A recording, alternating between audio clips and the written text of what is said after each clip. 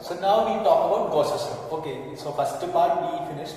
We are going to move on to the second part. Okay, so finally we know that we have capacitors and all. So before that we will discuss this. Okay, so actually the applications of Gauss's law we have discussed yesterday. That is the continuous charge distribution. So it is very easy. Actually, by using integration and all, we found out those values. Do you remember?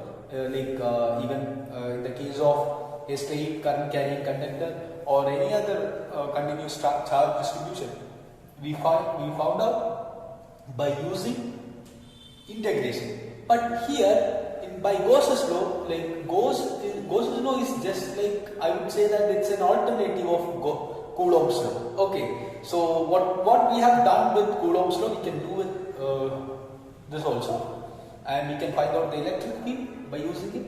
So you all know what is Gauss's law. You must have repeatedly saying or repeating. I mean revising it very often. I mean for your board exams, right? So the thing is, Gauss's law, it says that all of you listen. So we know that first of all we know what is integral surface integral d phi, that is equal to integral E dot ds. That is what is known as the flex over that surface. I mean, if there is a surface, then we consider it as a flex. And in the Gauss's law, we have to consider the Gaussian surface. The Gaussian surface, which is a surface which has to be symmetrical with respect to the direction which we are measuring, or which we are applying Gauss's law. Okay, so or electric field. Fine. So the Gauss's law says that integral E dot ds, that is equal to Q enclosed divided by epsilon 0.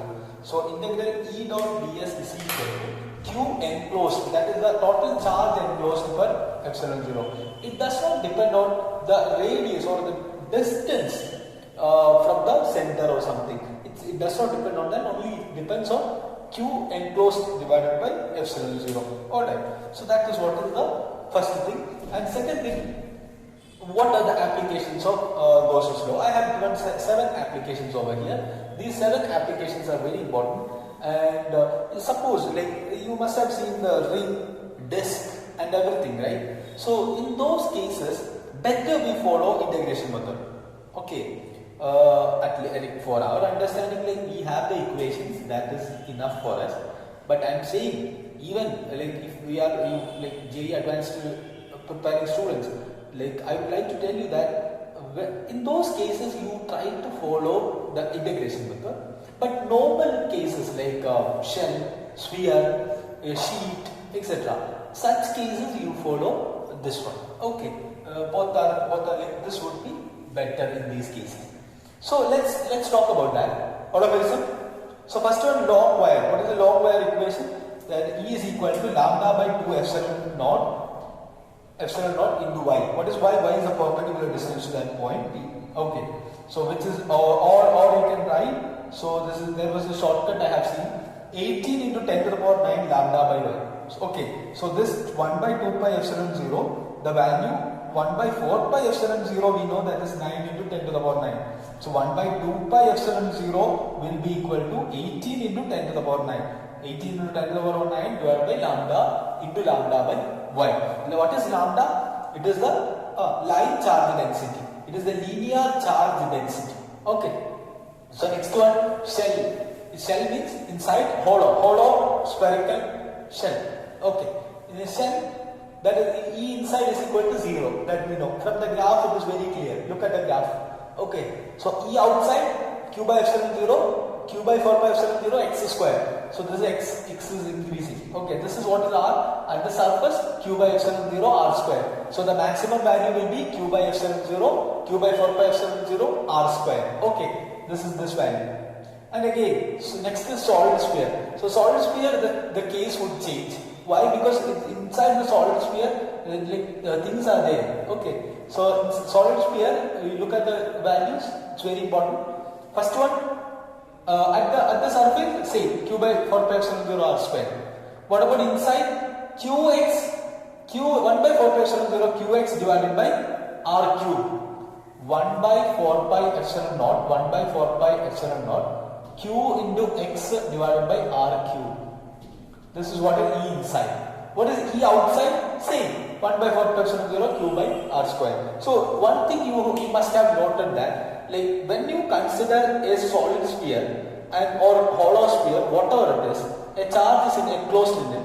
If you consider a point which is far away from the sphere, then it acts like what? If a like point charge. Again, one more. I'll repeat. If you consider a solid sphere and if you consider a point which is far away from the sphere, then the sphere would act like a point charge. Okay, so that is, look at this, a point charge. What is the electric field of a point charge? 1 by 4 pi epsilon 0 q by r square. That is what is the same thing you can see here as well. Alright. So next, potential.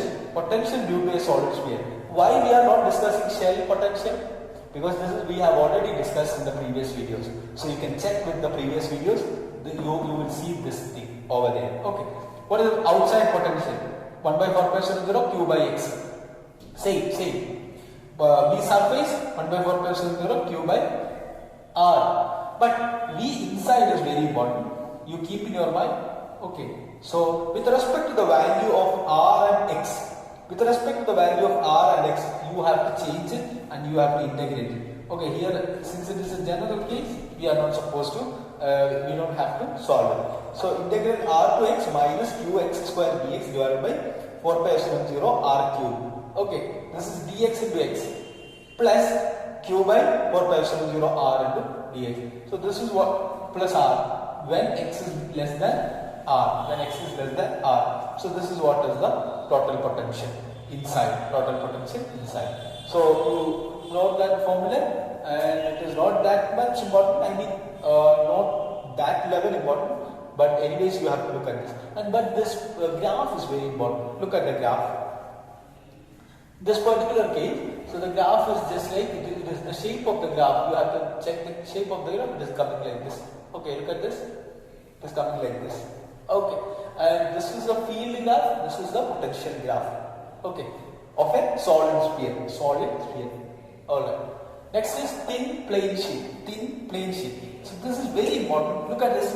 Here 4, 5, 6.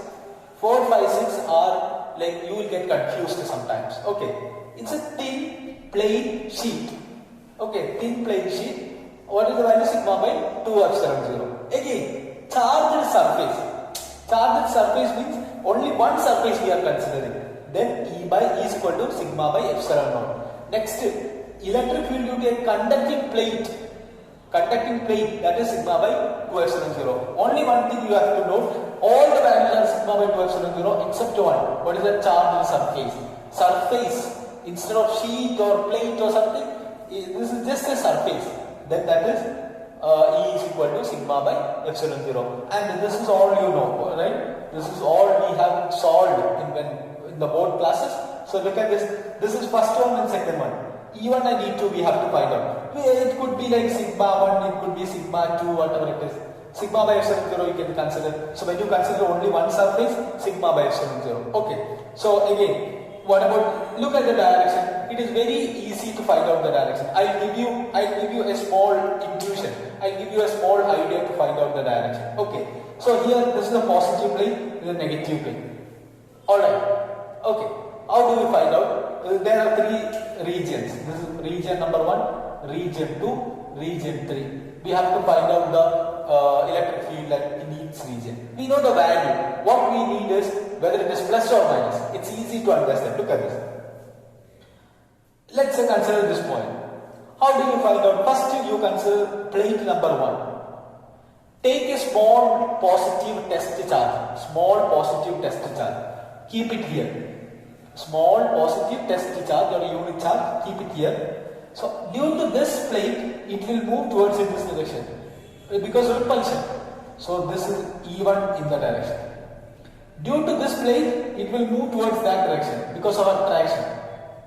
E2 in the direction. Okay, you consider this is avoid this one and then consider only this one. Avoid this one, then consider only this one, like that. And you try to do it inside a positive test charge here. It will move towards that direction. What about this plane? It will also move towards that direction. So that is what is happening. What about here? This will move towards that direction. Here in this direction. Okay. So like that you can find out. So this is how we solve Gauss's law problems, and we will see more problems and all in the coming video. Thank you.